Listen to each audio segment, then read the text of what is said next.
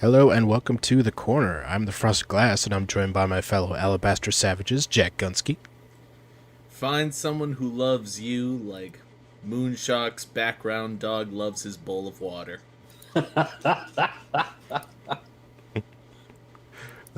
Unfortunately, Moon hasn't yet. Moonshock? I'm here, and yes, she's in the background, but now she's somewhere else. Now she's doing whatever she wants to do. And hi, how's it going? Terry Diamantis. Jack, why are you talking to yourself in chat? I didn't even notice. Wow. I mean, if you need someone to talk to, Jack, you could just talk to us. All right. And, Can I though? Can I really? We'll make fun of you, but you can talk to us. I think of all the people I could talk to, surely I could find more helpful people than this group of degenerates. We're helpful degenerates. And this week's special guest, Kyler. I resemble that remark. All right. Oh, and So- I will say that for the remainder of tonight's show, I will be representing Garrett Hedlund in my avatar picture. Oh, nice. Oh, so that's what he looks like. Yeah, I'm surprised it took you this long. All right. So let's get to the first article. Can we abolish the Senate already? Wow.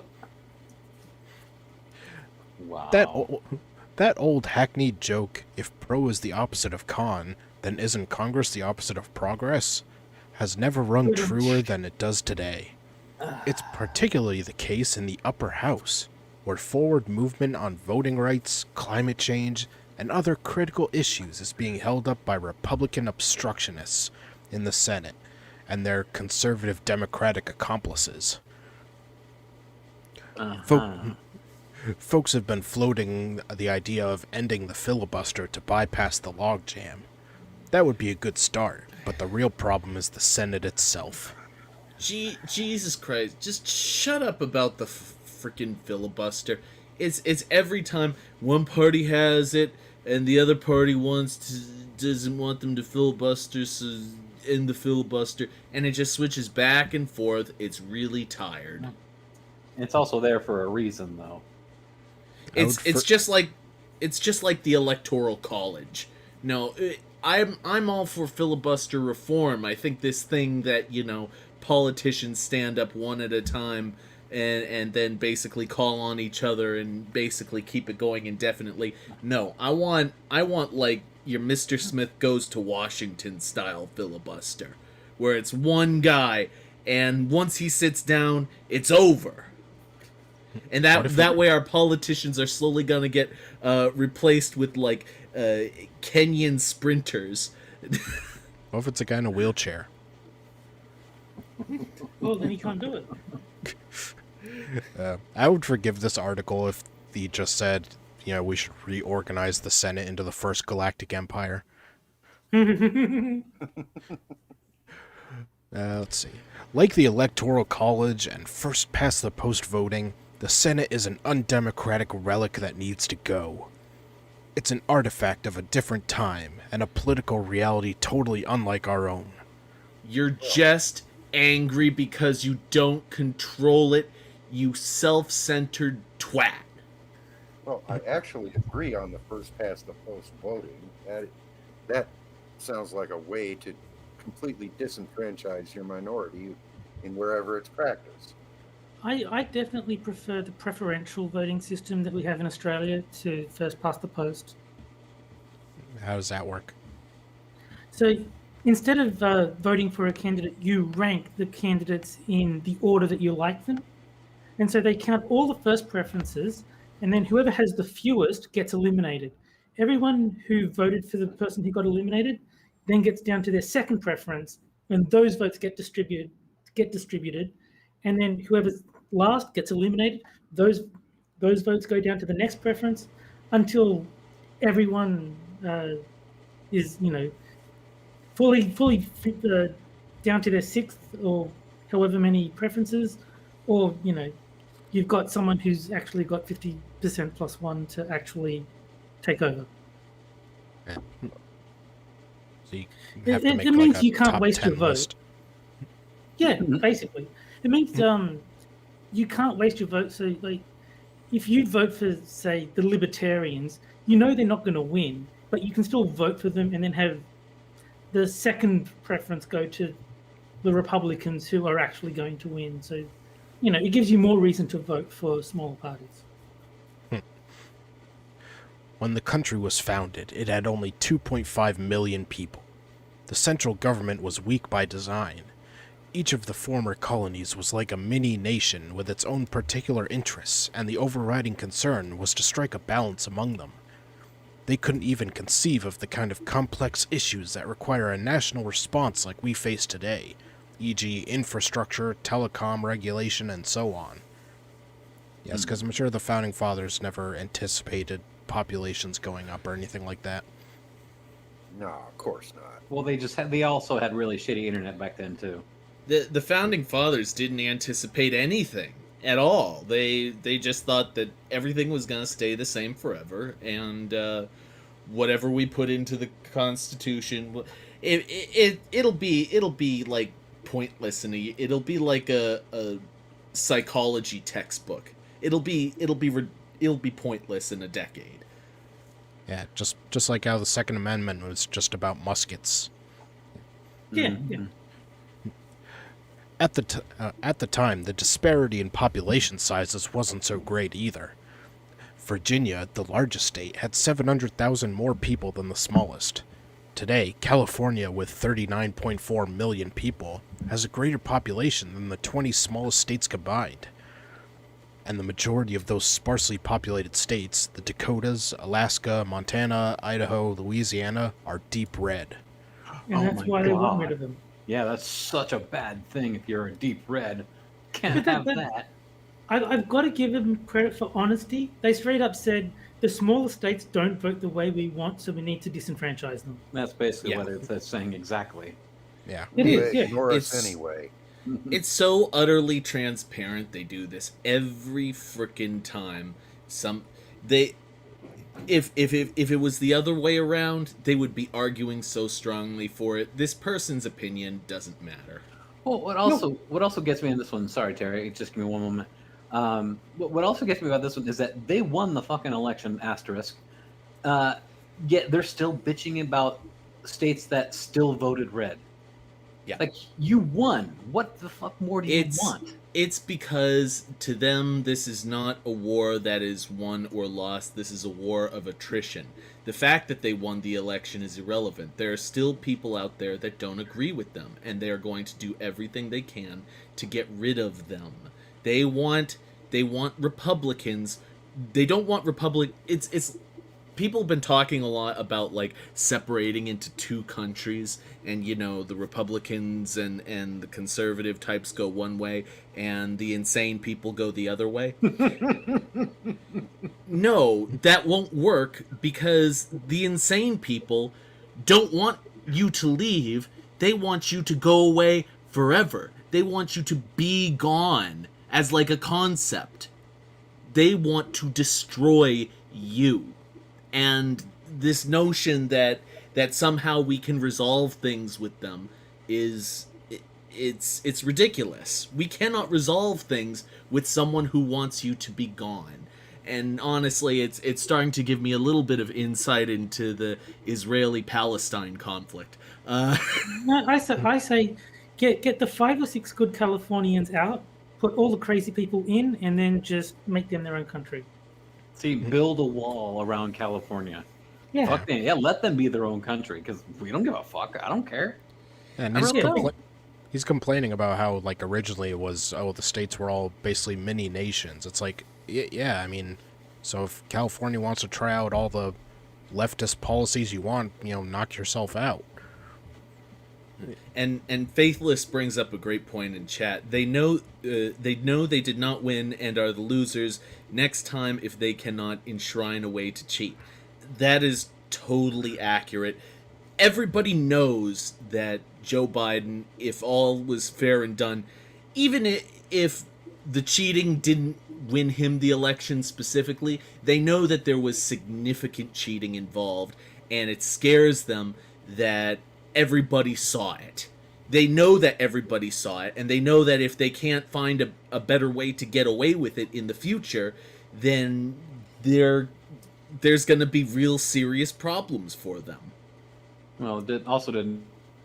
Although then again, considering how weakly we dealt with it this time, that might not be the issue for them that they might think it is. Sorry, Moonshock, what are you saying?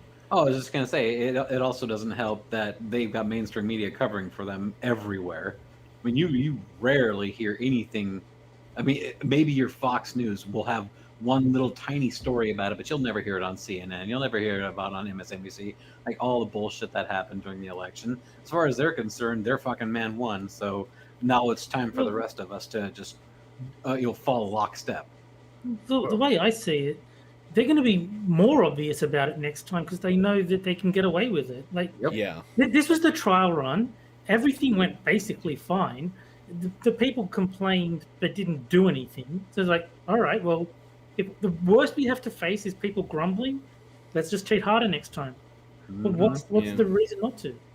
And nobody wants to look into election irregularities because both sides have their little sweetheart deals deep in the heart of their strongholds. Right. yeah. Anyone There was who a believes otherwise is naive.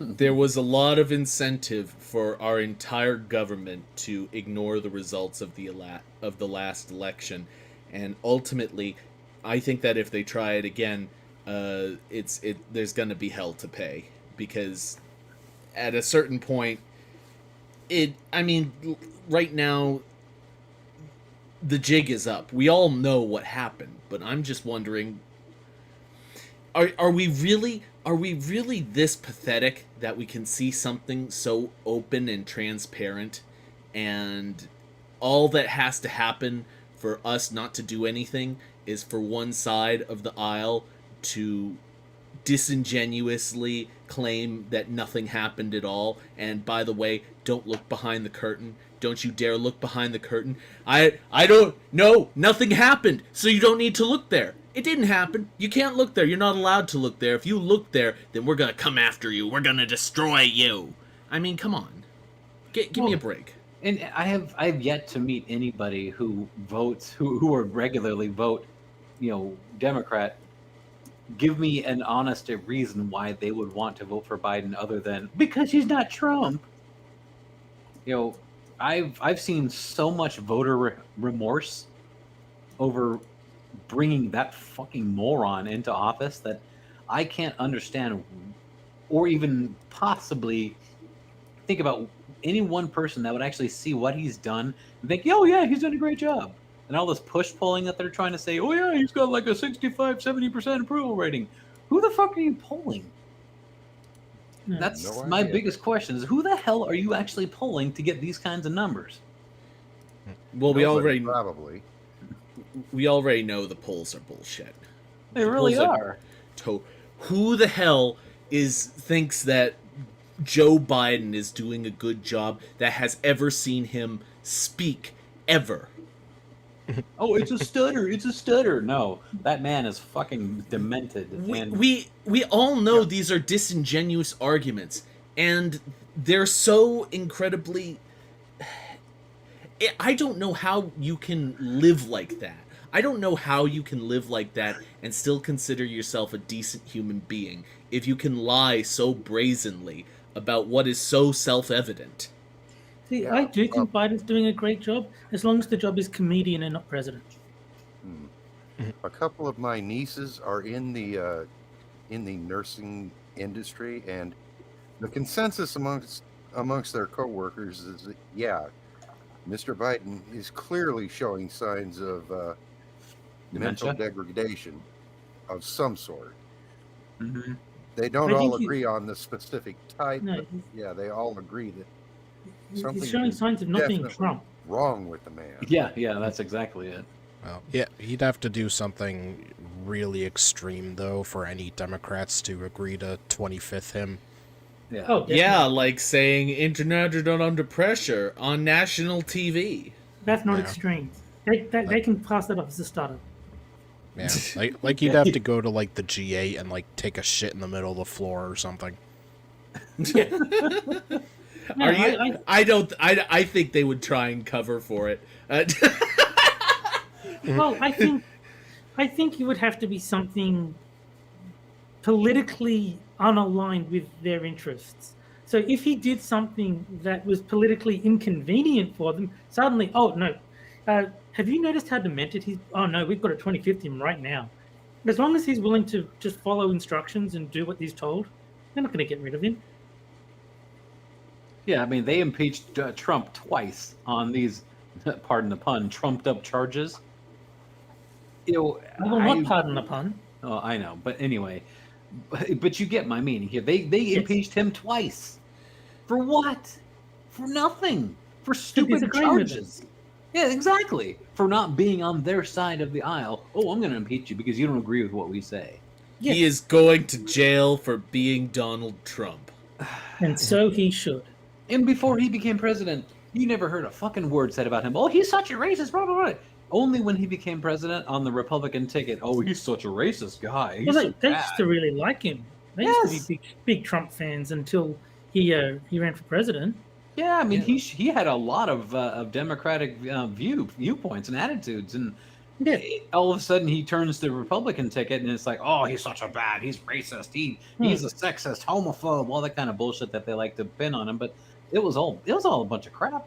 Everybody knows it, but everyone who watches CNN, all that kind of shit, they believe it. Like, oh, yum yum yum yum yum yum. This was some good shit. You know.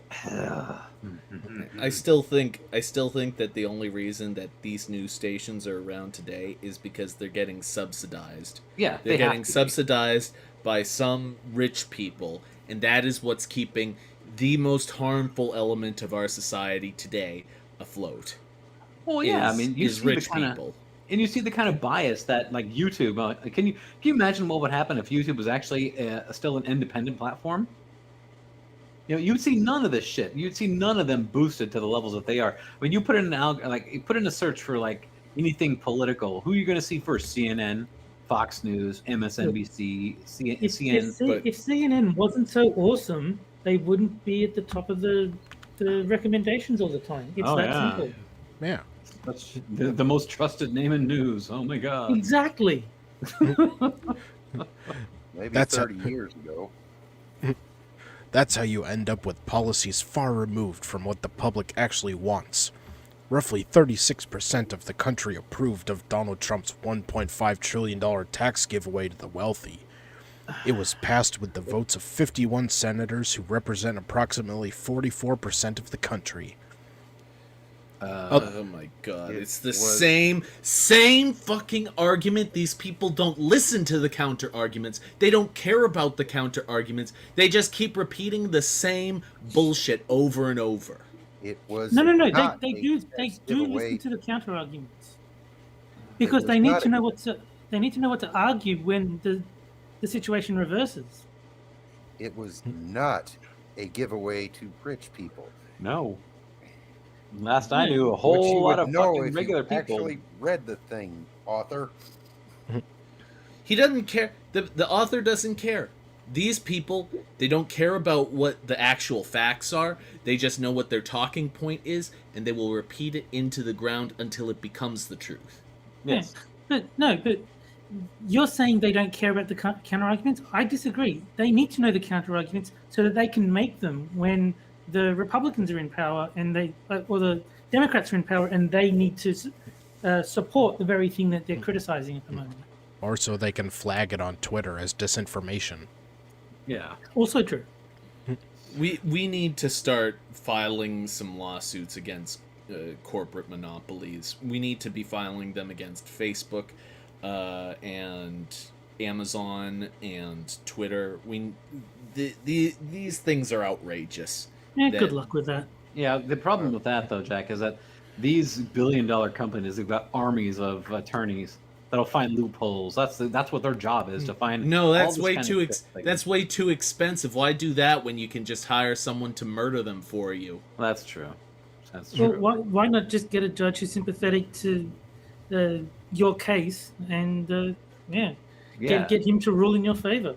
Yeah, try to do what that Project Veritas, the people they're going after, try to do what they did. They try to move it into another jurisdiction that favors them. Mm-hmm. You know, Other policies that have majority or supermajority support, such as Medicare for all and marijuana legalization, aren't viewed as politically feasible because the Senate is so alienated from the will of the people. The public demand for action on climate is even stronger, with bipartisan support for many specific solutions to the crisis. The Senate doesn't like what I like, therefore get rid of it. Jesus, do you not hear yourself when you talk? Because you only speak in stupid as far as I'm concerned. Of course they don't hear themselves. They wrote it down. They didn't say it.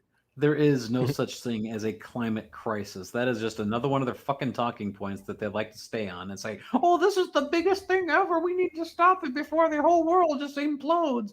No, there is no such thing as a climate crisis. It's all a bunch of bullshit. Has been for the last 30 fucking years. Even if there was a climate crisis, even if there was, I would not look to these people to solve it. I would not look to the Fed to solve it. They would be the last people I look to solve it, because you put it.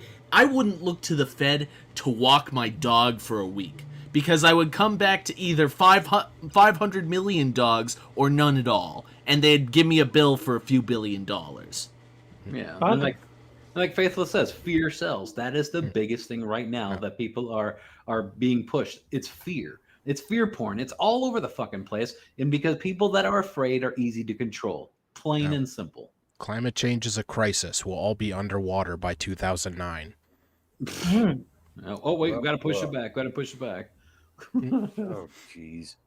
I do not deny that we are experiencing a change in weather patterns. What I am not convinced of is that it's due to human action. In other words, the climate changes because that's what it does. You want to know what I want to see? I want to see a fucking ice age happen, and then all these goddamn people are like, "Oh, well, we saw it coming like 30 years ago. You guys just weren't listening." No, apparently global warming was the thing back then. So how do you explain an ice age? No, but that is exactly why they changed it to climate change instead of global warming, because they needed an out. If it gets cold, climate change. If it gets hot, climate change. Well, by not specifying the direction, they're covered no matter what changes. And back in the 70s, they actually the big thing back in the 70s was like, "Oh, we're gonna go through another ice age," and then all of a sudden it changed to global warming. And all of a sudden now it's climate change. And the thing that really bugs me and really kind of pisses me off about this whole stupid fucking climate change argument is, why aren't they going after the biggest polluters in the world? The United States is not the biggest polluter. We got China, we got India. Those two alone are pumping out more shit than we ever have within the last 10 years. And they're doing this on a daily basis. You don't see anybody going after them. You see Greta Thunberg, she sure as fuck didn't go to China or India. She's busy on a sailboat. Oh, look at me, yay! Just for the record, there was an ice age in 2002. It was released by 20th Century Fox. Yeah, there were several after that too. Yeah, I'm sure some went direct to video. Yeah, but why are they so busy going after first world countries when the people they should be going after are fucking China and India and other countries that are putting all this pollution out that they're not even going to bother to go to? They just want to make sure that the whitey is the bigger polluter and the bigger criminal. I mean, you can't get political power or money from the worst polluters. Exactly. No, it's Western nations are cucked enough that they'll actually obey the restrictions. You tell fucking India to cut down on its pollution, they're going to go, no. Yeah, they're going to tell you to go fuck themselves. you tell the US, and they're like, oh, sorry. Yes, we'll be good. We'll stop polluting, and so they go after the easy target, the one that's actually going to comply. Yeah, let's see. The public demand for action on climate is even stronger, with bipartisan support for many specific solutions to the crisis. How did the Senate respond to this? By striking a deal on an infrastructure bill with most major climate provisions left out. As labor lawyer Thomas Geoghegan points out, the Senate has always been a reactionary force in American politics. It propped up slavery long past its expiration date by providing disproportionate representation to slave states. Oh, God. Afterward, it helped build and protect the Jim Crow system, ensuring white supremacy would live on for another century. The Senate also played a key role in curtailing and dismantling the New Deal. Good. Good. Yeah, good. Good. The New Deal was a terrible idea. If America ever wants to become something that even remotely resembles a truly representative democracy on the principle of one person, one vote, it has to get rid of the Senate. Of course, that's easier said than done. There's a reason why the country was built the way it was, shithead. Yeah, Hey, I don't like something, so let's upend our country's constitution in order to get rid of it. One thing is wrong, therefore let's destroy everything. Now you get it. Now you're thinking right. Well, they want to get rid of the Senate so that they can have their mob rule, because if it went strictly by population, it'd be the California, New York, and Texas show. Period. Yeah, no other state would even bother because their populations wouldn't count. Mm-hmm. Yeah. My home state has 5 electoral votes. California has what? Damn near 60? Yeah, I think they got like 55 or something like that. You would just need to visit the biggest cities in the world. Oh, sorry. It's almost like the founding fathers anticipated it. Yeah, I mean, California's got 1,100% more electoral votes than Kyler State does. I did hear that California might be losing some electoral seats or electoral votes because of the number of people fleeing the state.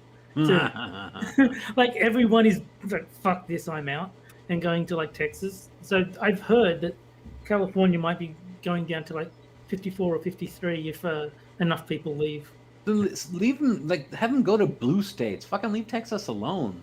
Go to other blue states where your fucking blue votes are going to count. They can't flip Texas if they go to states that are already blue. Yeah, I mean, if I see a purple Texas, I'm going to be fucking pissed. Leave Texas What are you red. going to do about it? I think nothing, actually. I think Monkey on the other day mentioned something that like Gavin Newsom is saying that all the homeless should come to California because they'll help put them up and stuff. And I'm just thinking that is literally the plot to an episode of South Park. Like, that's how ridiculous that is. Hey, truth in Hollywood, man. Truth in Hollywood. All right. Let's see. The catch-22 here is that an amendment to abolish the Senate would have to pass the Senate. Sort of like term limits, then, huh? As a stopgap measure, Geoghegan which sounds like something that Gamera would fight, makes a few recommendations, including ending the filibuster. He also suggests statehood for D.C., unconstitutional, and Puerto Rico, that won't work either. Which would add 4 solidly Democratic votes, offsetting those of the tiny, predictably Republican states like Wyoming. Oh, fuck. How dare they be Republican? Yeah, this person's not biased at all. The nerve of people to disagree with me. Every time it's come up in Puerto Rico and they've had a popular vote, the Puerto Ricans have voted down statehood. Well, not to mention the fact that Puerto Rico would be the next fucking poverty state. That's all it would be. Good Lord, I don't even want to think about the Democratic machine down there being added to the already terribly... Oh, fuck. Puerto Rico would be so goddamn blue, they might as well add a new goddamn color to the spectrum. It wouldn't make... Absolutely indigo. It wouldn't make the Senate more democratic, but it would be more democratic. Oh, with a capital D. Yeah, I get the pun they went for. Yeah. Ultimately, like most amendments to the Constitution, abolishing the Senate is going to take a mass movement. We might not see it in our... You want to eat chili if you want a mass movement. Yeah. I think the mass movement you described would at least be more effective and more compelling. Taco Bell. Yeah, that works. Taco Bell is the most reliable laxative I've ever seen. We might not see it in our lifetime, but as they say in Alcoholics Anonymous, the first step is admitting you have a problem. Well, Yeah, you're the anytime you're problem. ready. Yeah, you are the problem, dickhead. Anytime you're ready, author, to admit that you have a problem. God, I hate people.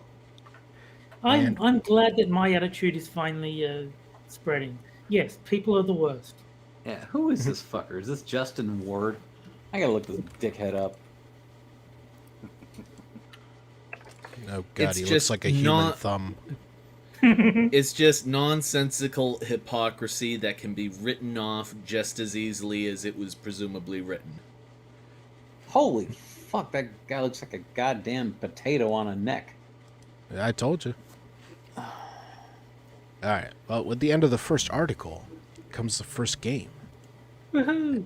And that game, of course, is Sad Libs, And Jack, if you sing, I will hurt you. where I take 4 medium headlines, take out one word, and you guys have to fill in that one word Mad Lib style. And then the chat votes on which one is best. So, Jack, I need an adjective. Did I do soupy yet? Yeah. I think I did do soupy once. Come back to me in a minute. Alright. Oh, shut up. Moonshock, I need a living thing. How about...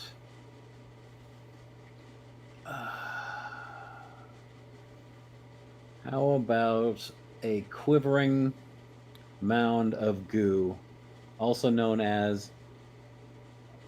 Never mind. Just put quivering mound of goo. Is that living?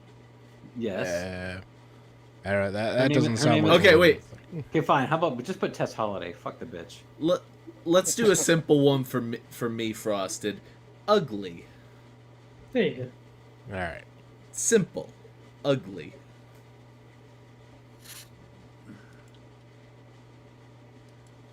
Alright, Terry, I need a noun. I'm going to go national pride. I'm going to go cunt.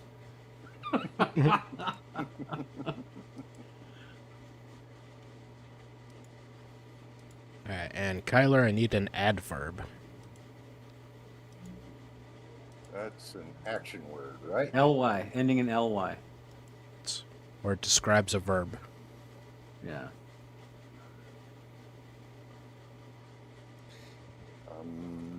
He did this thing blankly. Yeah. Quickly, slowly. Stupidly, dipshitly. Yeah. Furiously. There you go. Ooh. Stop.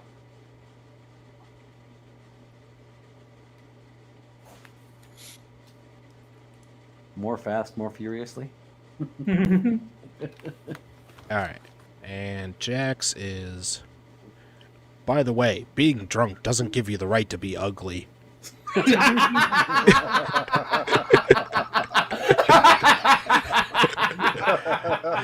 I want to say that at a bar sometime.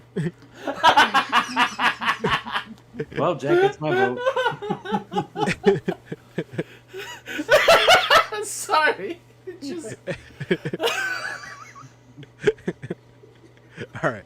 And Moonshock's sex with my Tess Holiday makes my skin crawl. Am I gay? Oh. Am I gay? No, you simply have taste. Alright, and Terry's... Oh, I own a cunt because it reminds me of my grandfather.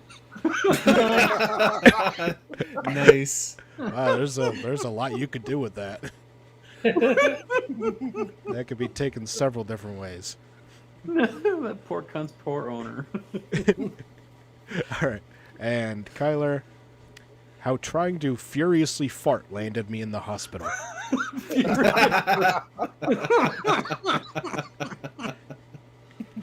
Furiously fart, huh? I'm so fucking mad I can fart. Alright, and I'll start the poll for the chat now. Instructions on how to vote are up on the screen. Oh. I kind of like my one. I think mine came out pretty well. I own a cunt because It's Terry's is so straightforward. It's almost wholesome to an extent. slap a sticker on it that says "Property of Terry Dementis." It's also very open-ended. How does your cunt remind you of your grandfather? Well, you didn't meet him. No. My grandfather really was a cunt. So trust me. If what I've heard is true, I agree. Oh, we got people that are voting for Kyler. Yeah, Furiously farting. furious fighting. Yeah, it kind of sounds like you got jet propulsion or something, or maybe you accidentally goat seed or something. Oh. Oh, there go Alright. the votes for Jack. Yeah. And well, it looks like the winner with 2 votes is Kyler. Actually, No, Jack, wait. Jack got 2 votes as well. Now I got 3 votes. Oh, there's another one from Will. Oh yeah. Yeah. Well, he was too late. Well, before it ended, I see 2. Well, the end results, according to the poll, are 1 for Jack and 2 for Kyler. All of Jack's well. votes must have come in too late then. Kyler wins. Jack was rigged. Congratulations, Kyler. You and your furiously farting. I hope you heal quickly and get out. Oh, and Keeverdam wants to keep correcting you. It's HOLLIDAY. I want to put mine on like a placard. By the way, being drunk doesn't give you the right to be ugly. I want to say that to someone at a bar sometime. It does seem like it belongs on the wall of a dive bar. Well, see, now mine would have been better if it was expanded to say, "Sex with my Tess Holiday real doll makes my skin crawl." Am I gay? Now, why would you buy something like that? I'm surprised Terry got Different no stroke votes. For different folks, but dang. Terry owns a cunt. Terry's is very good. I like that one. Yeah, I liked it. I thought mine came out pretty well. All right, and now to our second article. Glass Slipper: How Shoes Custom Fit Racial Aggression. Nice. Lovely. I'm intrigued and disgusted all at once. Just let it shatter so you can cut your fucking foot up. I hope that you stuck your glass shoe up your ass and it custom fit your ass in the form of breaking and cutting you on the inside. Oh, by the way, that last potato head Justin Ward, he's an activist. He's founder and co-chair of Divest SPD, and he has bylines at the Southern Poverty Law Center. Oh. There's a shock. Mm-hmm. Bipedalism launched humans into our spiritual and intellectual destiny. Yet what we do with our feet... What? What the fuck does spiritual and intellectual destiny mean? Like, I've seen clips of his live streams. He's not intellectual or spiritual. They're just making up shit. They're not saying anything that really means anything at all. They're just using a lot of words that they learned in college, and this, I'm assuming this is a woman because it's a talk about shoes. But she's just saying bullshit and hoping to sound smart. That is the sort of intellectualism that we are dealing with here. And by the way, bipedalism means that you're attracted to 2 children. There you go. Yet what we do with our feet has often played into the hands of social aggressors. History overflows with examples of how the powerful targeted the feet of those they subjugated. Oh, for God's sake. Oh my god. In the antebellum South, plantation owners chopped off the feet of slaves to keep them from running away. I doubt It that. works. It works. But Things happen to feet, therefore sexism and racism. how useful is a slave with no feet?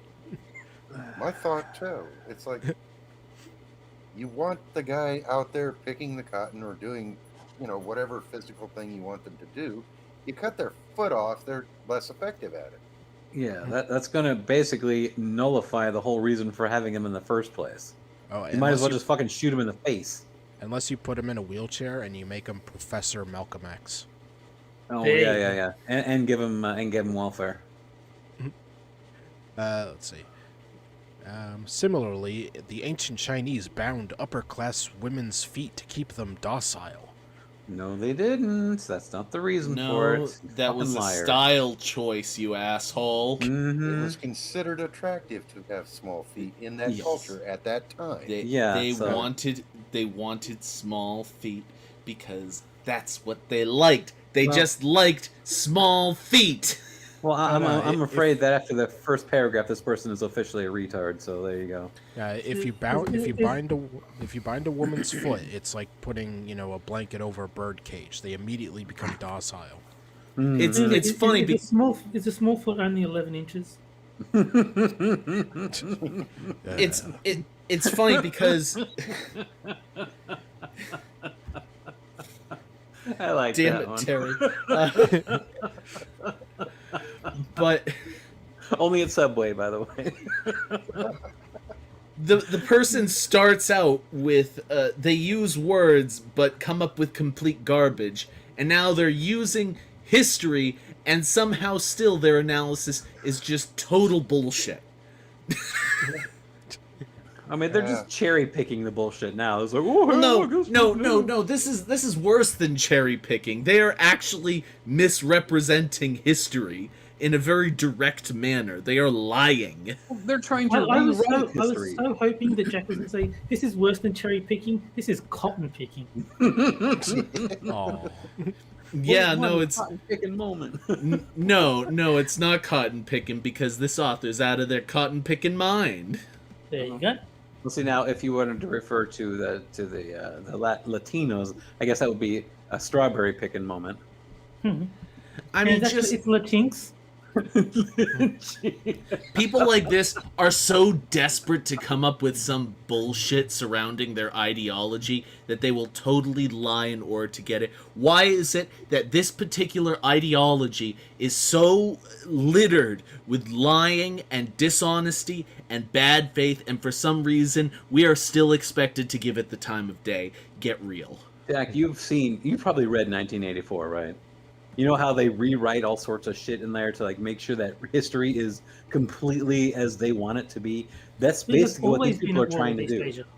Yes. I've actually never read 1984, but I've been around here so long that I pretty much have the gist.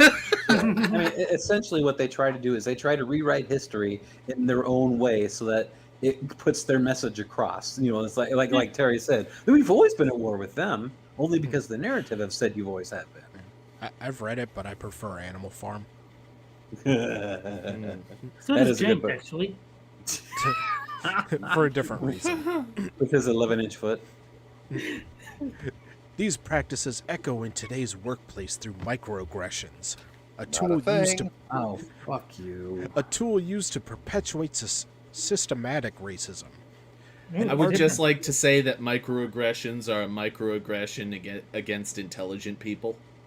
There you go. No, a microaggression is what some fucking pussy-ass little bitch says. Like, oh, my penis is so small, I'm so pissed off at it. That's a microaggression right there. Somebody clipped Nothing? Moon Okay. saying my penis is so small. No, I'm good, thanks. An article by Washington Post columnist Teresa Vargas triggered my own micro-trauma involving feet. Micro trauma? I'm triggered. That doesn't even register. That is the exact opposite. The very definition of trauma is that it is massive. That's If why it they is call not massive, it is not a trauma by definition. Yeah, that's why it's called trauma. Yeah. Now, But I do know what a microaggression is. It's when the host of Dirty Jobs picks you up. micro Let me look up the definition. Trauma. Number one, a deeply distressing or disturbing experience. Deeply, large, of great quantity. It cannot be micro. You absolute fucking moron. No. We'll just give you the best definition ever. Microaggression is when a midget punches you. No. And micro trauma is the hospital ward where you take midgets when they're badly injured. Oh, poor midgets. It's a hospital where the ceiling's only 4 feet tall. Oh, that's good shit right there. In the piece, Vargas shares an anecdote about observing a job training class she attended while covering a story. During the session, the all-black group was asked to identify pictures of proper office attire, including shoes.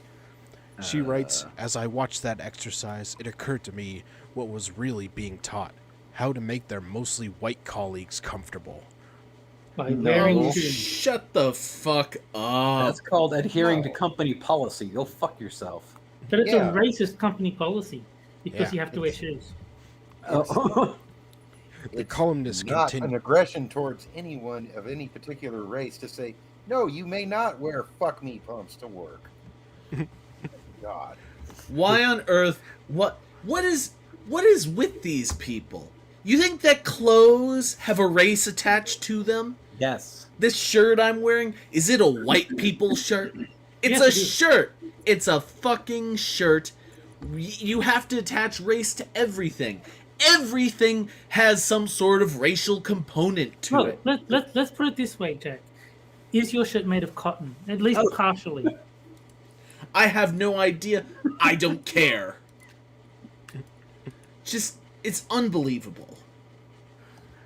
The columnist continues.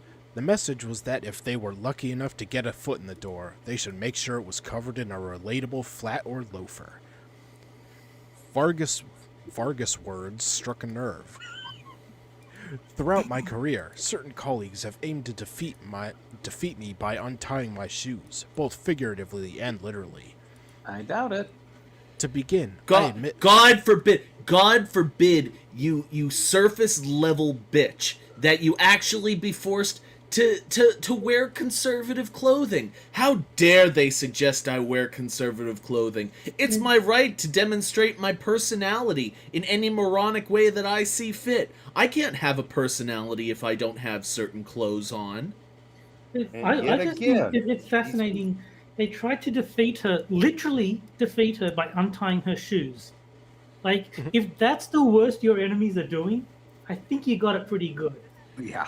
This Yet is again, this is these some people prove that they do not give a crap about blue collar workers because anyone who works out on a factory floor is not you're wearing steel-toed shoes, not pumps or heels or what have you. no. What we should Blue do. is a boy's color. Blue is a boy's color. That makes blue collar work inherently sexist. Yes, We should need send- pink colors. We should send these people to the most dangerous jobs in America and tell them, no, you can wear whatever you want. You want to wear a big sign on you that says, have a giant log drop on top of my fucking head? Then go right ahead. To begin, I admit that I don't like high heels. However, fashion consultants repeatedly mandate professional women to wear pumps as the minimum, if not stilettos. Think of the people jeering at Vice President Kamala Harris when she wore sneakers on the campaign trail. Wait, wouldn't calling them sneakers on a black person be considered racist? Very. Now that's if you call them joggers. And and I have never heard of anybody like complaining that she wore sneakers. Yeah, nobody Listen, cared. If a job requires that a woman wears high heels, I can guarantee you that that same job requires that men wear ties. And a lot of guys don't like ties because they choke a bitch out. Yeah, Yep. I hate those damn things. I did like family ties though. All of this is just a one-sided, a totally unapologetic one-sided perspective. Now, Go fuck yourself. These things only affect women, Jack, okay? So over the years, Oh, I've stop filled... mansplaining, Jack. Yeah. So over the years, I've filled my shoe wardrobe with both modest heels or pumps. Of course, such shoes make a statement. Here I come. Yet it is the same shoes that have brought scrutiny from adversaries, most of whom are white. Perhaps they're reacting to my "here I come" statement with a "go back to your primitive barefoot ways" jab. What? Wow. Okay. How about just stop relating everything to race? Not everything is about race. You're just a psychopath. That there is like an apples to oranges comparison if I ever saw one. Yeah. I've subconsciously known that the attacks amounted to racism, but Oh, there we go. But Vargas's article consciously woke me up to this reality. Ooh, woke you. Wow, good pun. The first shoe incident dangled at me about 5 years after graduating from college. The I- shoe incident. I had obtained a communications specialist position at a municipal public library system, a step up from my previous work entering data for the legal department. By this time, I had been in the workforce long enough to know how to dress professionally. In previous positions, yada yada yada yada. Thank you for fast forwarding. Okay, read it again. Slower this time. Shut up.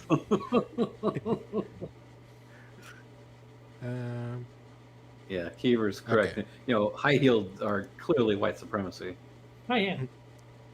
Let's see. Scanning my body with her eyes, she'd notice a faint pen mark on my skirt, or mock me for correctly pronouncing a Latino colleague's name. Worse, she constantly commented on how I moved. "You make too much noise with those shoes. Be like a lady. Pretend you're walking on clouds," she chided. So the one coworker was a bitch. Got it. Congratulations! You discovered the fact that sometimes people don't like you. And considering who you are, I'd say they probably have pretty good reason. Yeah, your most valuable job skill is putting up with assholes. Looking back, I was an energetic 27-year-old woman with charisma. This helped garner more press mentions for our organization, as many journalists came from diverse backgrounds. She, on the other hand, was a white 40-something standoffish woman, something reporters might have found unrelatable. How dare she be white? How could a woman of color have more attention than me, she likely thought. She likely thought. So you're telepathetic now too, woman, huh? Yes, absolutely. In my experience, I've noticed that most white people, to their credit, intend to welcome different cultures. If they mindfully maneuver toward growth and understanding, they can embrace diversity. Okay, so why don't you ever hear these kind of arguments in, I don't know, Japan or China or any other place where they have like basically a monoculture? You don't see this kind of bullshit. Oh well, only white people have to integrate all these other races in there with them. Why don't you see the other ones doing it? I can tell you that right now, because most of the people in Japan are Asian and not white. Oh, of course. How could I forgot? So they're automatically diverse because they're so Asian. They're too busy dealing with, like, kaiju and getting fucked by tentacles and stuff. I think hentai has skewed your view of Japan there, Frosted. Hey, Has it, though? I've said it before and I'll say it Guess the again. kaijus. I've said before and I'll say it again. We never should have stopped after Nagasaki. All right. Mhm. So, however, the gravity of systematic racism carries the algorithm to incite bigotry. When this system's pull combines with the elements of an individualist society, survival of the fittest reigns. So perhaps when a system that has glorified white supremacy meets BIPOC success, racism can be denoted.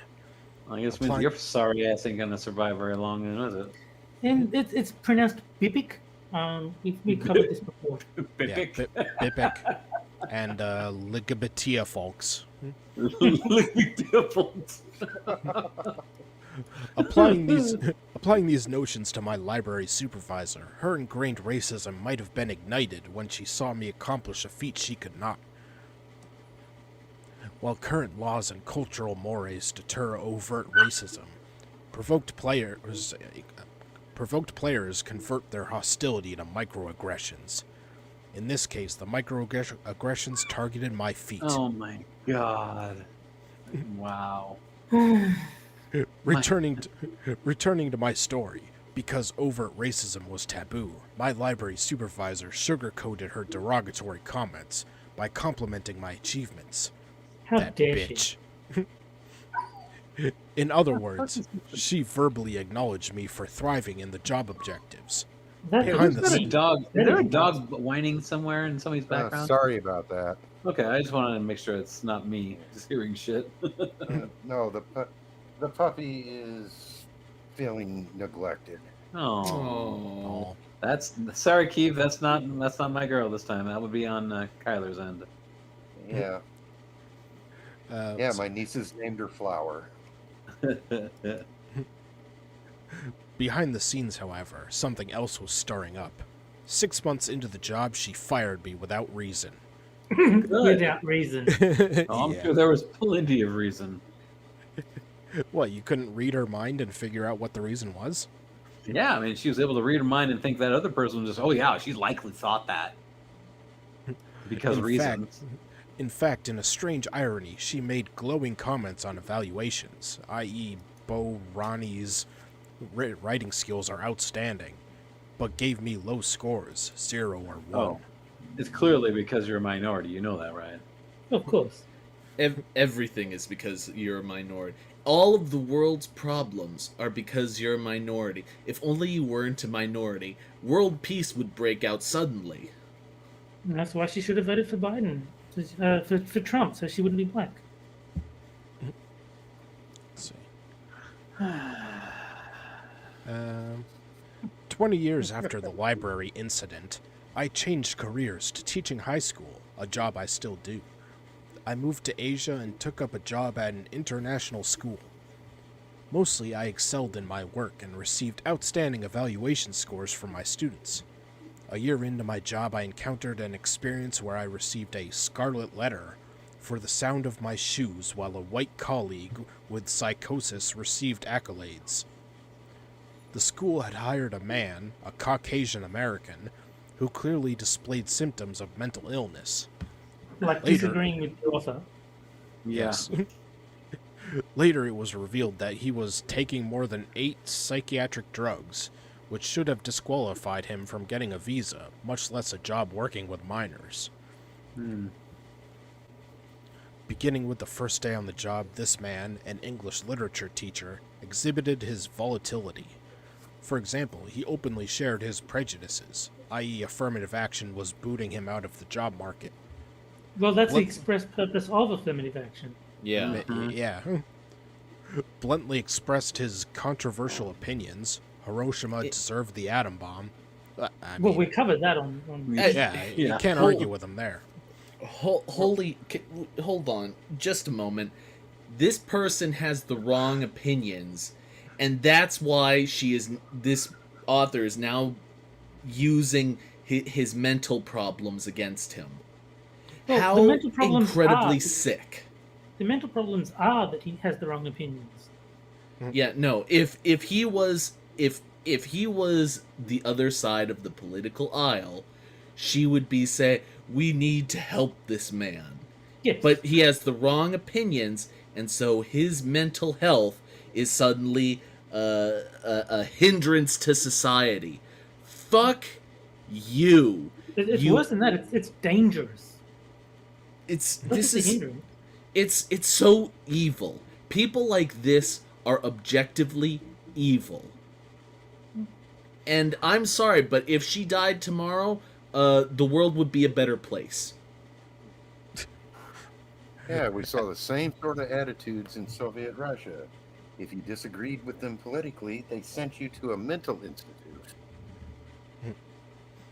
And spouted profanity towards students. Those little fuckers don't know shit. I mean, did they? Let me emphasize that he was a new employee on probation. Not soon afterwards, the absurdities turned in my direction. Within 2 weeks of his arrival, he blasted explosive messages toward me one evening. "Stop squealing those expletive high heels," he charged. Making sure he shamed me, he lit up our official group social media message board.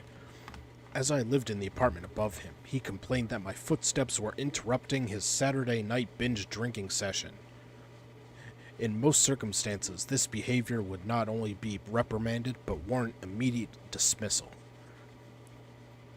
Yeah, how dare he not like your squeaky shoes? She probably makes all kinds of awful noise, I betcha. I'm willing to take... I don't care how many psychiatric drugs he's on. I'm willing to take his word over this bitch's word because she is evil. Alright, let's skip All to the that buzzing conclusion. and cats meowing probably is annoying late at night. As Pulitzer Prize-winning journalist Nicole Hannah-Jones, the one behind the 1619 Project, I believe, noted in her recent statement declining her tenure offer at the University of North Carolina at Chapel Hill. For far too long, powerful people have expected the people they have mistreated and marginalized to sacrifice themselves to make things whole. Oh, spare Start me. with their feet. Connecting this statement to me, in both cases, I had to minimize my mere existence to maintain others' homeostasis. That's For not how that word is used. It is now. Yeah. For the library supervisor, I had to slow down my stride to appease her irritation. At the school, I had to tiptoe in my own living space to remedy my coworkers' neurosis. Walking confidently disturbed these mediocre at best or incompetent people. It's not confidence, it's just that you wear loud shoes, and people don't like loud noises sometimes. I know that if I'm in a test-taking environment, loud noises bug the shit out of me. Like, Well, that's to just no, because you're a sexist no racist. extent. Yeah. It's my confident walking. No, it's your walking. Get over yourself. You're not some sort of god. I can't believe I actually have to tell you this, but you're not some sort of god. You're not perfect. And whether or not your shoes commenting on your shoes was kind of inappropriate, you are treating yourself as though you are above criticism. Jack sounds like he's volunteering to be put on psychiatric medicine, if you ask me. Every single thing she said about herself has been she is totally above criticism. Her race, her gender makes her totally 100% above criticism and critique. It is so self-centered. Well, she's one of the chosen ones, so she's allowed to be. Yeah. Walking confidently disturbed these mediocre at best or incompetent people. It was my responsibility, not theirs, to ensure they had the peace of mind they deserved. Vargas, whose article praises Hannah-Jones, I'll elaborate on my own admiration of her a subsequent blog, notes that much work needs to be done to turn workplaces into spaces where differences are valued and code switching isn't necessary. Doing so, after all, benefits everyone. Consider the mental energy people could put into their work if they didn't have to worry about their shoes or proving they belong, Vargas writes. You made annoying noises with your shoes. It's not about your belonging, you asshole. Telling her shoes are loud, you might as well just put up a sign that says no coloreds, you know. I can relate to these. I think I should have just dropped cotton on the floor and said, "Can you get that for me?" And then just every time she comes into the office, do it again. Yeah. And then pretty soon you just ring a little bell and it reaches down. There's no cotton there. And every time you ring the bell, you have to say, "Good night." Ding-a-ling-a-ling-a-ling-a-ling. I can relate to these sentiments. Perhaps my walking does disturb others. Fine, I accept that. I accept that, and am willing to make reasonable adjustments. But I still. You wrote an entire article bitching about it. She's a reasonable woman. Doesn't even enter into this. She's a reasonable woman, okay? But I still deserve to be treated with respect and compassion. Being annoying should not have been grounds for dismissal. You're writing an article ragging on like a guy with a mental disability. What? You're talking about compassion? You're writing an article about a guy who's on a dozen medications, and you're like, he should treat me with more respect, the stupid bastard. Well, he has oh my more privilege. God! He has more privilege than her. This is unbelievable. This is sociopathic behavior. I hope that in my lifetime, most workplaces will value diversity. People of color should not have to walk on eggshells, hoping their feet fit perfectly into the white glass slipper. I dream of a future when we not only break the glass ceiling, but tap dance on the glass floor beneath us, without being told to stop. I mean, in that analogy, you would just crash through the floor and die. But whatever. Hey, let them do it. Our footsteps may harm their ears and dim their eyes, but we must keep marching forward. We'll welcome them if they decide to join us. Together we can reach our full human potential, or they can continue to shun us while we move yonder. Oh I'll continue to shun you. God! What What a self. Oh, sorry. No, I'll make that decision right now. I'll choose to shun. Self-righteous, self-indulgent tripe. Well, we march yonder. You're complaining about footwear policies. We will march yonder to step on the faces of people with mental disorders. Yeah, no. If you want to picture the future, here's a picture of the future. Imagine a high heel stepping on some retard's face for eternity. That's the future. Like the guy who took 12 medications. I've seen that movie on the Christian Science Monitor. Alright, and with the end of the second article comes our second game, which is for the chat only, Jack. Yeah. And that is the caption contest, where I'll show a photo of a political figure or event, and the chat has to come up with a caption for it, and whichever one we like best, I'll tweet out after the show. And this week's photo is from good old Joe's town hall at CNN. Oh dear.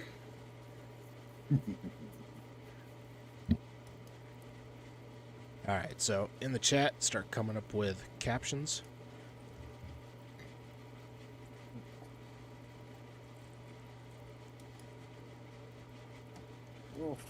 I actually have one on tap, and I can't participate this. No, just say it out loud. You're allowed to talk it. You're just not allowed to write it. What is it? He's so clean and articulate.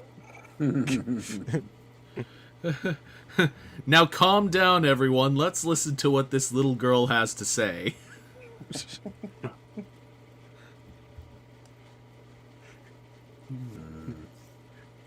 Is my dry cleaning done? If Don Lemon questions me on anything, he ain't black or gay.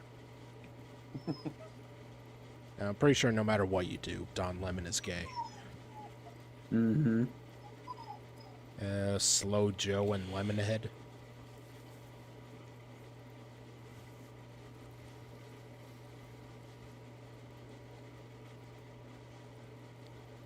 Let's see. Yeah, we're not getting a lot of captions.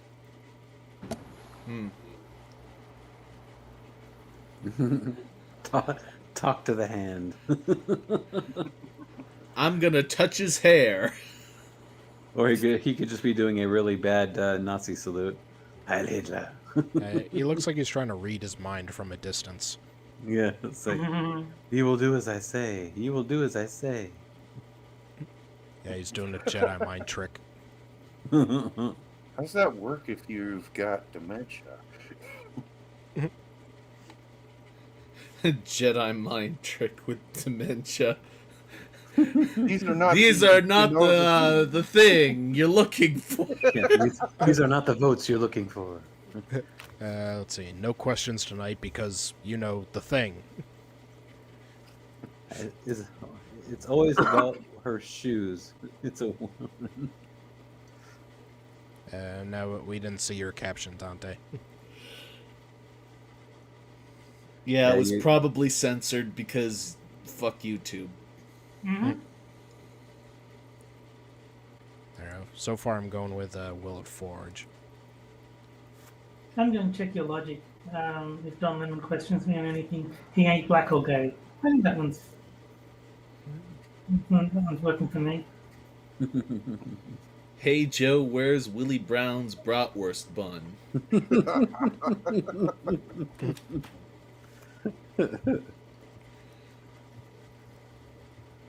It's amazing to me that woman is being propped up as a feminist icon when she literally got everything she has by having sex with a married man. Oh wait, that's not my script. Here, Corn Pop, this must be yours. I think that might be my new favorite. I think I like Giovanni Prince's now, the Foghorn Leghorn. Now, boy, I say, now listen here, boy, I say. That one's good too. Alright, I think I'll call it there, and I don't know, what do you guys think? I'm going Giovanni Prince. Yep, I will too. I think I'll go Dante. Yeah.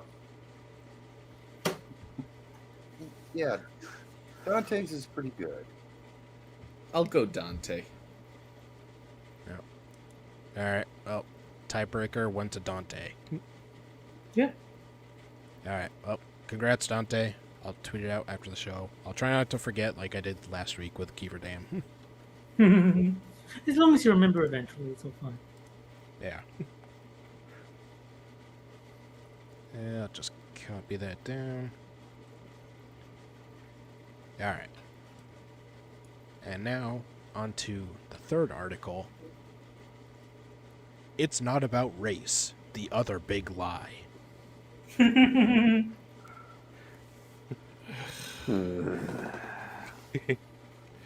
Oh god, that picture again. Stop making everything about race. If you're black and American, you've surely heard that one before. It's always struck me as the grandest of ironies, though, considering who has made everything in America about race practically from day one. Hint, it's not black Americans, who may have built this country, but didn't shape its priorities. This is never more obvious to me than when someone tries to pretend it's ever about anything else. Something was some way one time, therefore it is always that way and always will be that way. Yeah, exactly. Yesterday, that person was Anthony Scaramucci. In the 2020 documentary, Unfit, The Psychology of Donald Trump, which I watched for the first time, the wealthy entrepreneur who spent 10 days as former President Donald Trump's White House communications director in 2017 before resigning, tried his best to cast economic desperation, not race, as the root of Trumpism.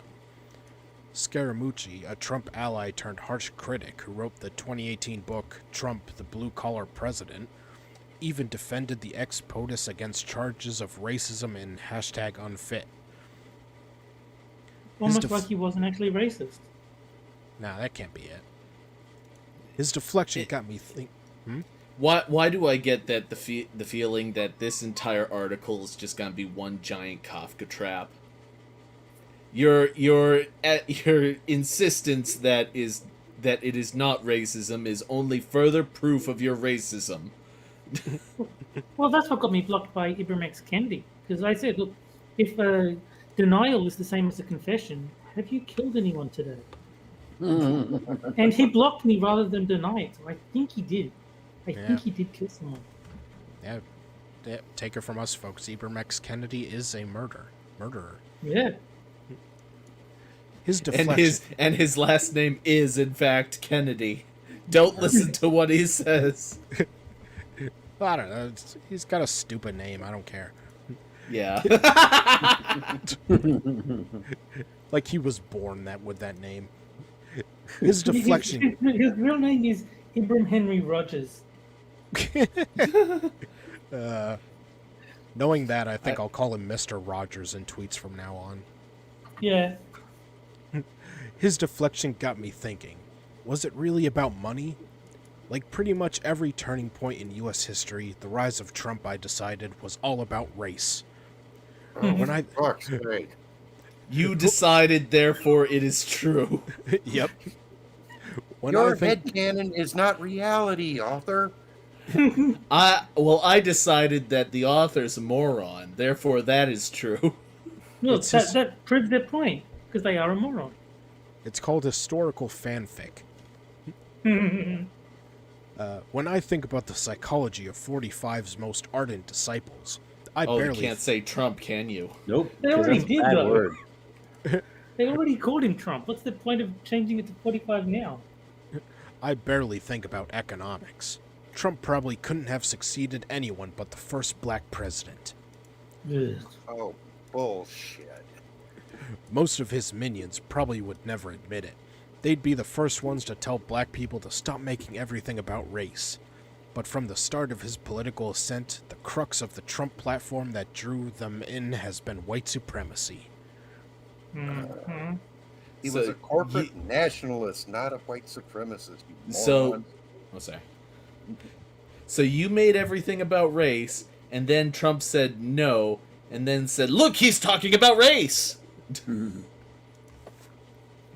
Well, you can probably read minds like the last author. Let us count the ways. It began with his warm embrace of birtherism, the conspiracy theory that President Barack Obama, the U.S.'s first black commander-in-chief, wasn't born in the USA and was a Muslim secretly plotting the destruction of the country. I still don't necessarily disagree with that. Well, and if you actually remember where that originated from, it didn't. It was Hillary originate Clinton. from Republicans. It was It was It was Hillary Clinton, wasn't it? whoever Did- was against him the first time he ran. It came from Yeah, there. Clinton. Clinton. But- Right? Didn't Elton John write a song about it? Can you feel the love tonight? Oh. Well, considering Can you mute Terry for that? Well, considering I am not sad in any way, I will say that Trump invented it. Uh-huh. Let's see. Then it trickled down to Trump's support of Confederate monuments, the very fine people among the ranks of the alt-right's white nationalists, Oh, God. He didn't say that, you liar! armed white people at Black Lives Matter protests, and a wall to keep brown-skinned Mexicans south of the border. The Confederate flags his followers paraded through the U.S. Capitol on January 6th for the first time ever didn't lie. Race has been the powerful galvanizing force for the folks at the forefront of Trump's GOP. Many of them Really? see white people as an endangered species in America, and the only way to protect their top dog status is to rail against anything that threatens it, whether it be political correctness, cancel culture, Black Lives Matter, voting rights, or critical race theory. It couldn't possibly be discussed with being called something which one had never considered oneself and is not and never wanted to be. No, it has to be white supremacy because I was right all along. Yeah. Imagine all the micro traumas he had to deal with. Mhm. The big R even taints any legitimately economic aspect of Trumpism. For, as always, white supremacy is good for business. If black Americans and other minority groups prosper, where will that leave white Americans? Will they Also have to... prospering. Because no black activist has ever been able to make money off of that. Yeah, are you No, going to mention the it- record low unemployment for blacks under Trump? But even besides all of that, black people prospering doesn't mean white people can't. Like, that's a stupid argument. Well, no, equality happens when white people suffer and black people profit. I keep forgetting that. Will they have to prepare to switch places and settle in a few rungs down below the social and economic ladder? As No. usual, it all comes back to race. We have In the your racism. mind. We have the racism that capitalism rode in on to thank for Trump's staying power too. You got to shit on capitalism too. Just sneak that in there. Well, yeah, it's inherently racist. Anti-critical race theorists may moan about how CRT is anti-capitalist and therefore anti-American, but slavery would have faded away decades before the Civil War had it not been deemed essential to the Southern economy and the What does that have to do with the modern day? Not a goddamn thing, but they won't admit that. And I like the assumption that without capitalism, labor would have no value. Yeah. Like the Soviet Union never needed labor or anything like that. Well, let's not get too deep for this author. They clearly don't have a functioning brain. It's real simple. I sell my labor on the open market, and socialism or communism or whatever rebrand they're pushing in this freaking week says that I do not have control over my own labor, so fuck them. I'm going, as far as communism and socialism go, I'm gonna borrow a phrase from another show and say, they're the same thing. Great, now that other I'm show's going to gonna take a sue quote us. from a movie and say, "Up yours, nigger." Race motivated Americans on the wrong side of history then, and it's motivating them now. Despite The the wrong side convenient... of history. History. Yep. I'm getting tired of that phrase too. Despite the convenient outrage the right is suddenly wielding over critical race theory, if its basic tenet, that racism is embedded into the DNA of this country, weren't true, Trump's presidency wouldn't have been possible. The tight grip... No. The No. tight grip he can... It was a bunch of, us blue-collar workers tired of getting screwed over for the last No, that can't be it. years. No, it was race. Yeah. Or shoes. Something like that. Let's see. The tight grip he continues to hold on the Republican Party, despite losing last year's presidential election to Joe Biden, would be Debatable. unfathomable.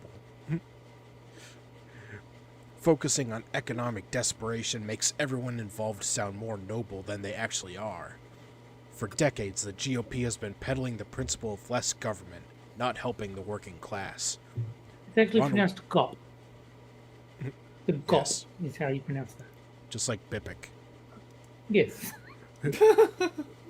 Ronald Reagan even famously, or infamously, depending on how you look at it, said, "The 9 most terrifying words in the English language are, 'I'm from the government and I'm here to help.'"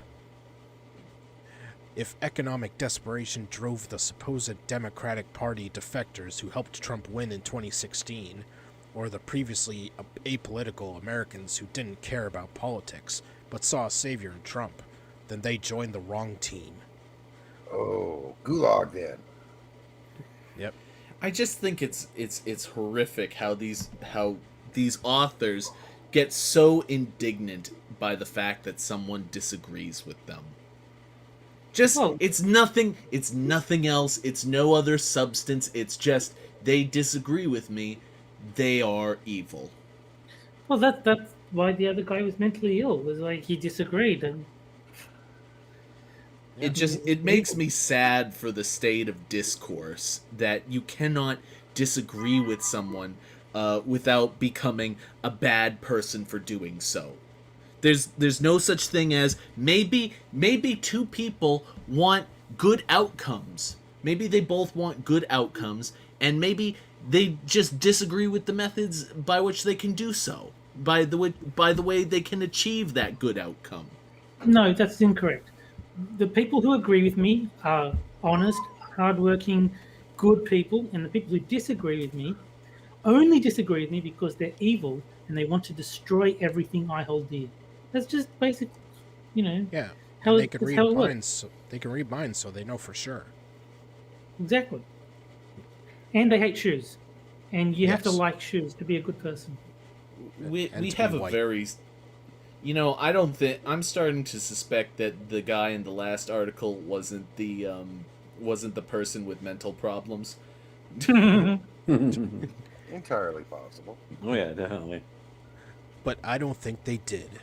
They knew exactly what they were getting themselves and us into. The Republican Party has never been about saving anyone from destitution. Except for the economic boom under Trump, but never mind. Yeah. Many of the working class who voted for the self-made man, who actually wasn't self-made at all, saw him as an aspirational celebrity, but Trump realized it would take more than that to get him into the White House and keep him there. To that end, he played the race card, and he's been playing it ever since. During the 2016... No, he hasn't. Oh, you just said that, the yes. only one who played the race card was people like this author. Loudly, in public, repeatedly, until as many people as possible accept it. Well, he's on the right side of history. And your current vice president, she also played the race card quite a lot. Yeah. During the 2016 presidential election, when Make America Great Again was entering our collective consciousness, Cher made the astute observation that, for Trump, what the slogan really meant was Make America Straight and White. That's always been the hell cares what Cher thinks? It's Cher, okay? She's a political genius. That's Just always shut been... up and sing, woman. No, don't sing either. Please, for the love of God, don't sing. Some of her old stuff was good. Sunny was... It was all right. Yeah, the only good part about Sunny and Cher died by hitting a tree. Ouch. I think that was what he thought too, yeah. That's always been the subliminal message of it. And for those who refuse to let him go, the ones insisting he's still their president, he had them at white.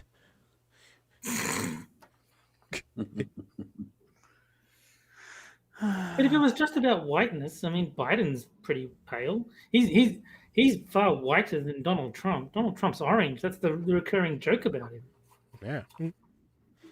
No, but Biden is, he knows black people, Yeah. that they like to touch his leg hair and so forth. Oh, dear Yeah. God. Someone teach that woman how to hold a pistol. And Biden also knows that black people can't use the internet. Yeah. And unlike Hispanics, they're a monolith. I love that one. That one is great. All right, and on to the final game of the night. Poe or No Gender Edition. Oh, right. Oh, Let's do dear. it. Oh, Lord. Where I'll give you 3 genders, 2 of which are from the LGBTIA wiki, meaning they're completely real, and 1 I made up, and you have to figure out which one is made up. And I'll even give you short descriptions of each gender. No. See, what we need is a headland gender. No, we already had Royal Faggot last time. Damn. Which, by the way, might be one of the best genders of all time. I reckon. Yes. All right, the first one. Nurka gender. Fauna Nurka? gender. Fauna gender, which relates in some way to sockeye salmon. Oh, God. What? All right, let's see. Gender B, Cricticher gender. A fictigender in which an individual identifies with the Lucky Cricket character in Disney's Mulan.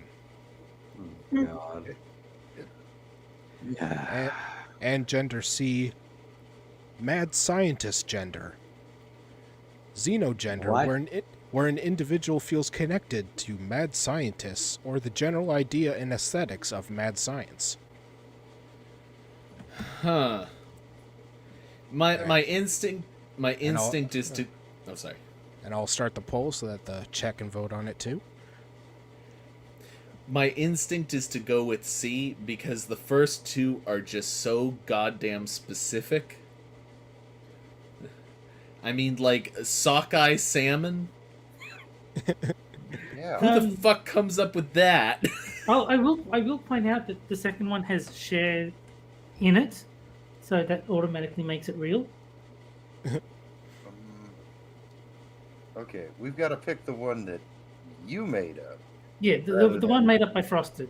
Because they're all made up. Yes. No, two of them are No, completely real. They're totally real. They really exist, really. I'm leaning towards mad scientist myself. Infinite genders, folks. Yeah, I'm gonna have to agree with Terry. Mad scientist gender just sounds weird. Although that Nurka one, ugh. Yeah. I'm gonna change, even though I said C sounds like it's it, I'm gonna go with B. Looks Because like the I chat think- went, looks like the chat went with B. Yeah, I'm going to say I think it's B, because I think that even though C sounds like it's the most likely to have been made up by someone, I think that it's a misdirect in that it is the most generic sounding. And Frosted did think of the cricket character from Mulan for some ungodly reason, and that's how he came up with it. I'm saying B. I'm going to have to disagree with you, Jack. A character from a Disney animated movie sounds like something these weirdos would latch on to. I'm going to go with A, because sockeye salmon is just... That just screams, crap, what do I do? What do I do this time? It's got to be about something. I know. There's a can of sockeyed salmon in my pantry. We'll go with that. I'm surprised you didn't lead off with Jack, you ignorant slut. I was actually thinking the same thing. Alright, so let's see. Kyler said A, Jack said B, and Moon and Terry, did you say C? Yes. Alright. And the answer is B is fake. Yes! Oh my God, yes. Yes! Of course.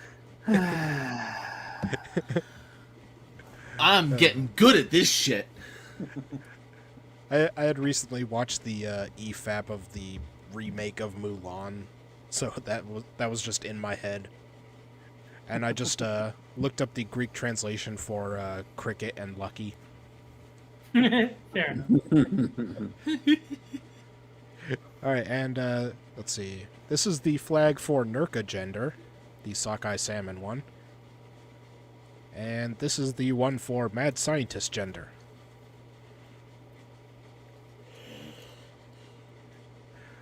Good grief. Sockeye Waiting for it salmon. to update. I know. The mad scientist gender, that was just too funny. Oh, jeez. That sockeyed salmon one is just putting horrible images in my head. Alright. Am I the only one who's got weird science playing in their heads now? Weird science. Oh, my. And now time for the final article of the night. Yes, tell your kids you regret having them. Oh my God. Chances are they already know. Yeah. Ain't that the truth? I keep seeing articles about people who have had children and their regret. Having a child by accident, doing it because of social pressure, or doing it to fill a hole in your life. When women express... Incidentally, filling a hole is what caused the kid in the first place. Yes.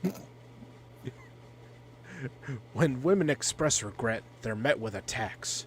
What if your kids see this? What a terrible mother you must be. And I God. would agree with that. God forbid you might do something that you don't want to do. What is wrong with you? She has a kid. That's what's wrong with her. She's about to explain it. And these parents are affirming and validating their feelings.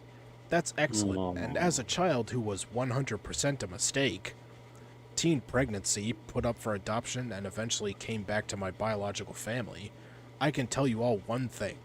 Chances are the kids already know. If you were put up for adoption, yes. Oh my god. This is like the ultimate case of projection right here. No, but I will say, if you were put up for adoption, that's a pretty safe bet that your parents didn't want you. Yeah, but otherwise,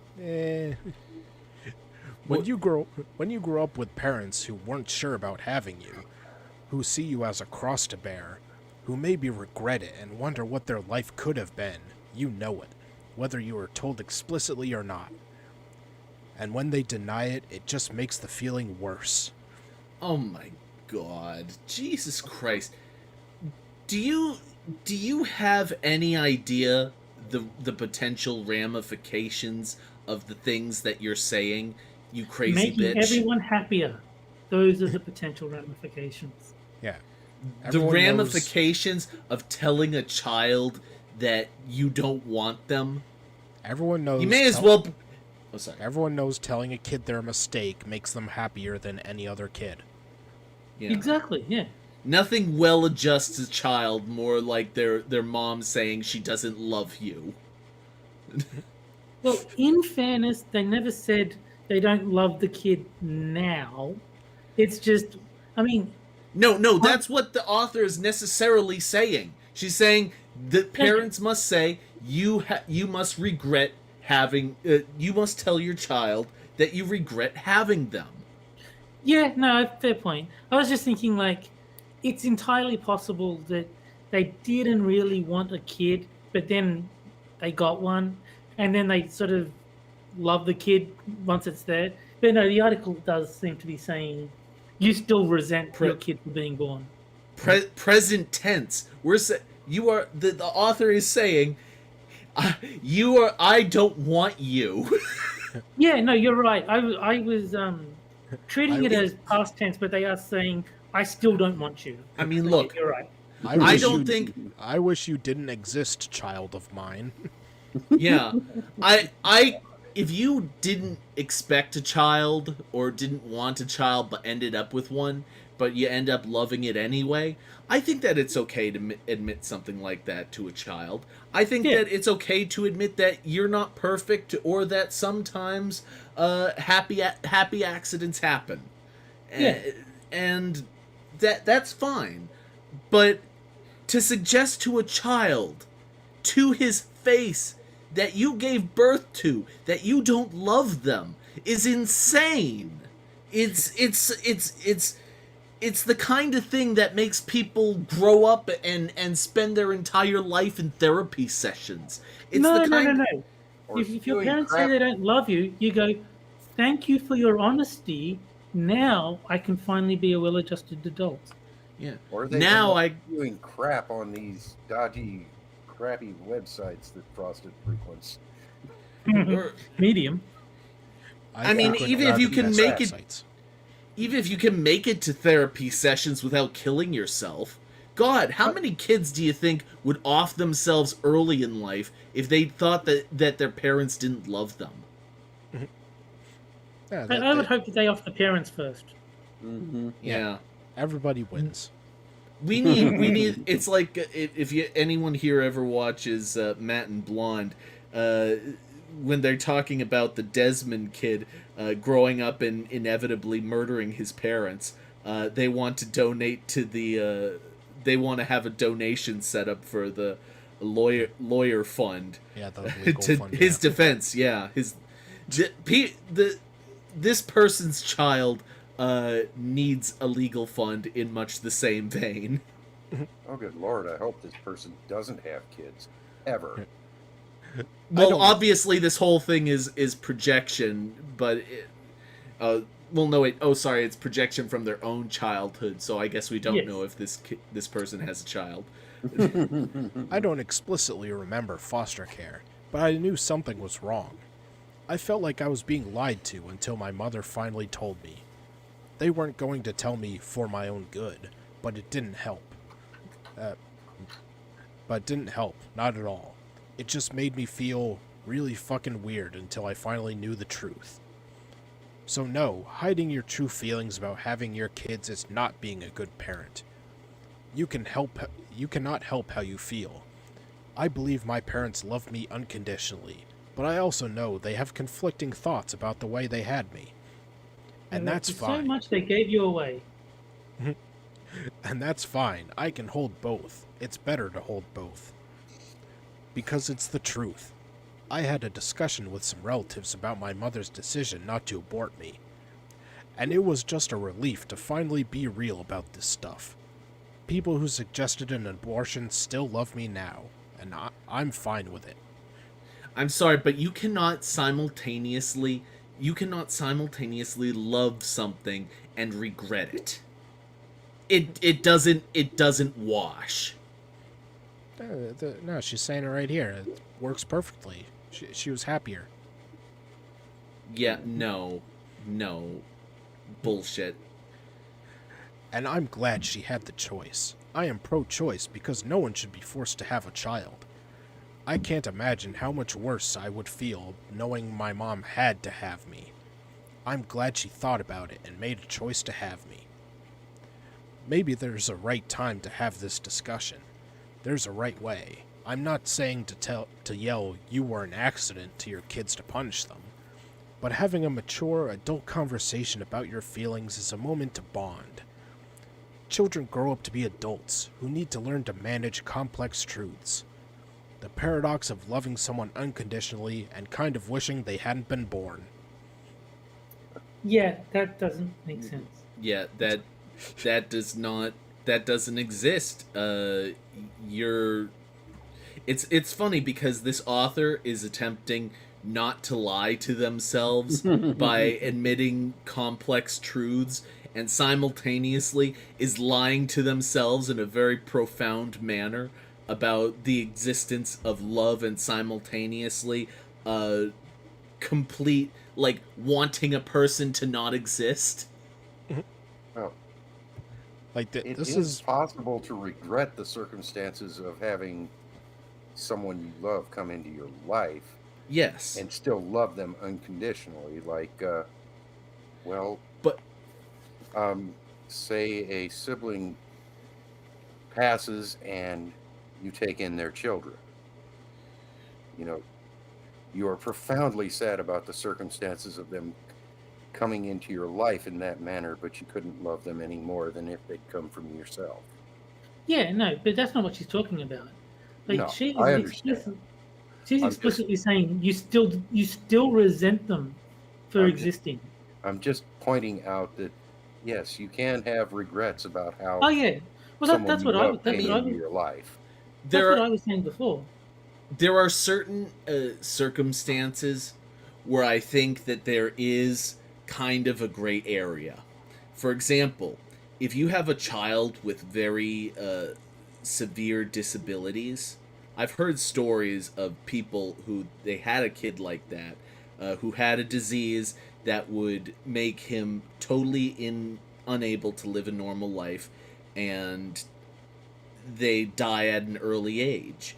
And the parents basically have to watch after this child, do absolutely everything for him, and then the child dies. And they're sad, but they're also happy at the same time, because it basically has given them their life back, but they also love the child.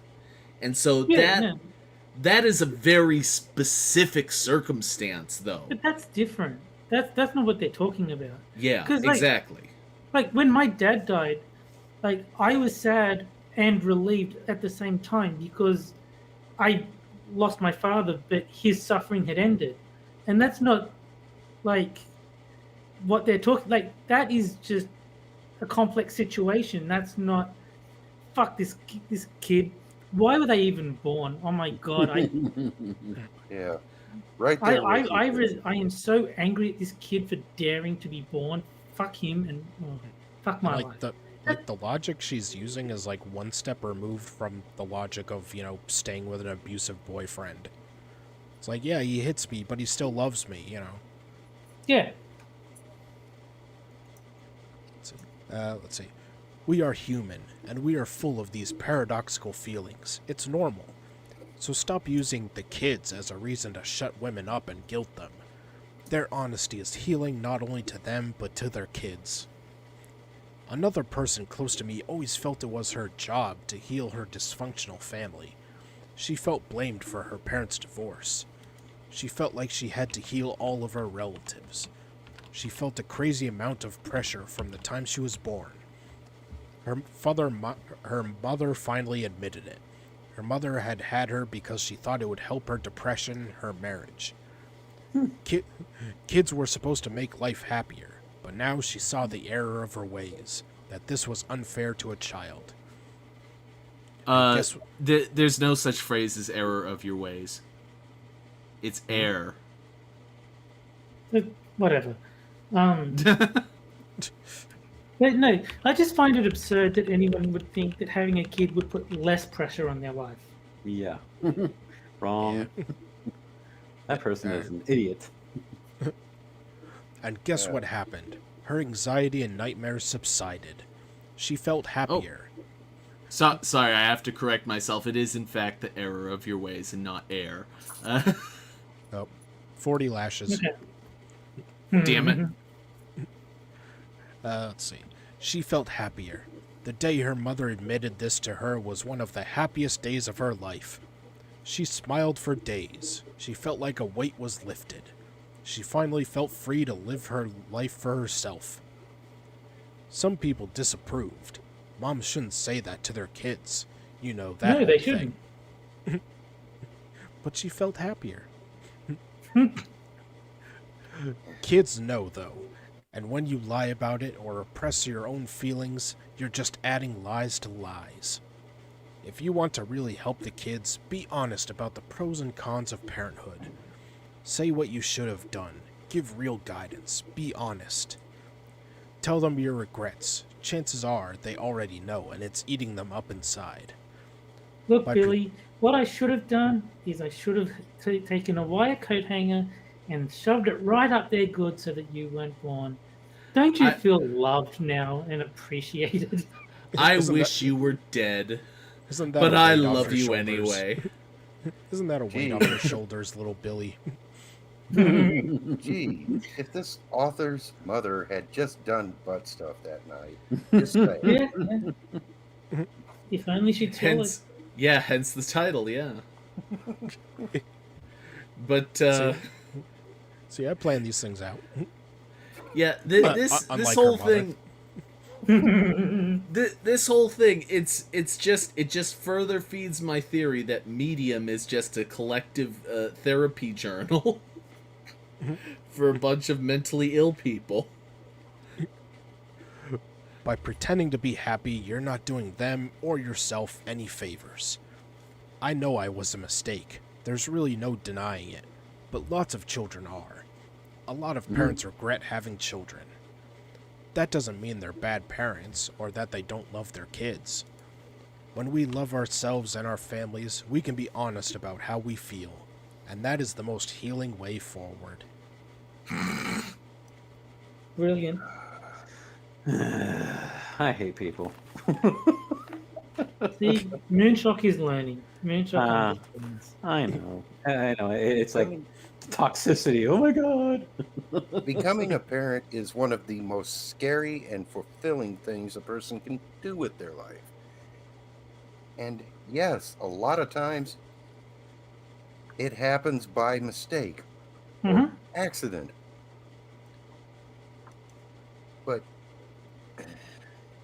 you get past that if you got a healthy sort of mind.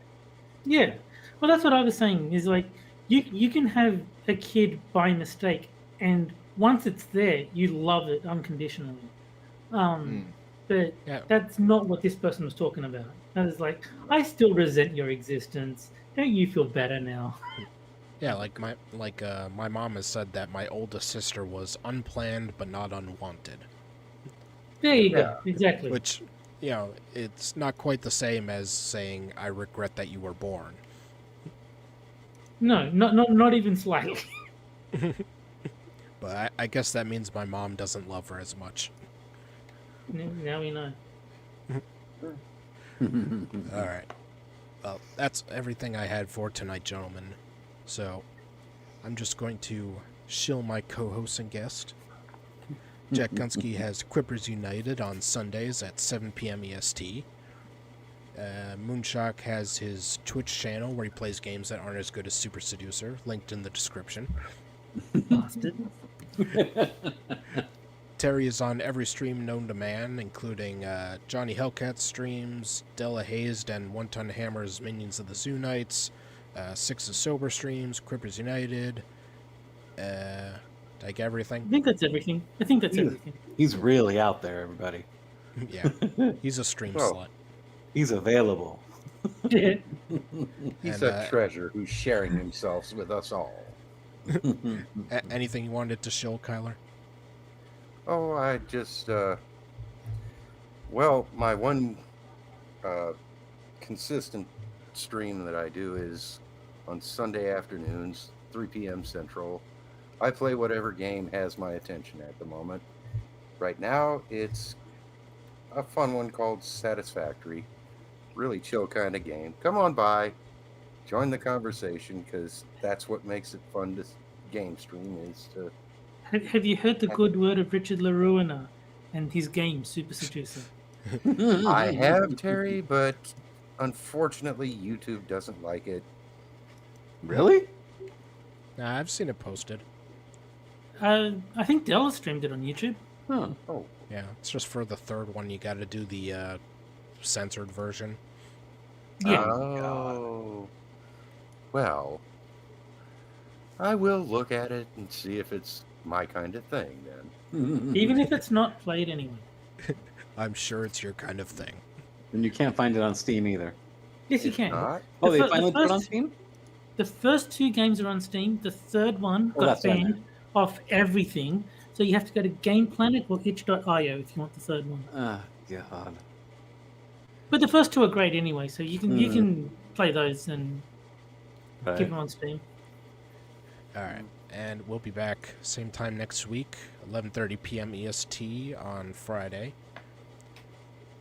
And just want to tell all of you in the chat that I wish you were never born.